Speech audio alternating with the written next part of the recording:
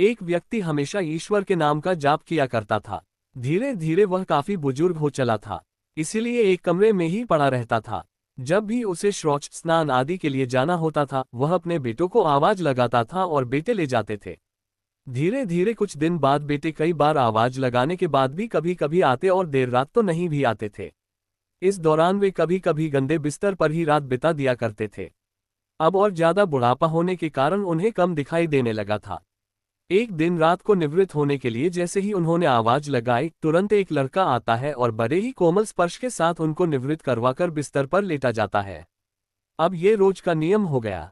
एक रात उनको शक हो जाता है कि पहले तो बेटों को रात में कई बार आवाज लगाने पर भी नहीं आते थे, लेकिन ये तो आवाज लगाते ही दूसरे क्षण आ जाता है और बड़े कोमल स्पर्श से सब निवृत्त करवा देता है।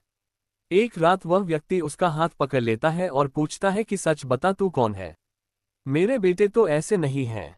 अभी अंधेरे कमरे में एक अलौकिक उजाला हुआ और उस लड़के रूपी ईश्वर ने अपना वास्तविक रूप दिखाया।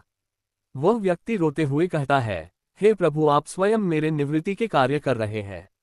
यदि मुझसे इतने प्रसन्न हो तो मुक्ति ही दे दो ना। प्रभु कहते हैं कि जो आप भुगत रहे हैं वो आपके प्रारब्ध है। आप मेरे सच्चे साधक हैं, हर समय मेरा नाम जप करते हैं, इसलिए मैं आपके प्रारब्ध भी आपकी सच्ची साधना के कारण स्वयं कटवा रहा हूँ।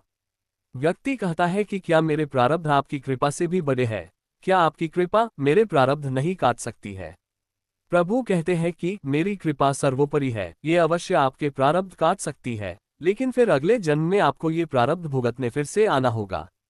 यही कर्म नियम है, इसलिए आपके प्रारब्ध मैं स्वयं अपने हाथों से कटवा कर इस जन्म मरण से आपको मुक्ति देना चाहता हूँ।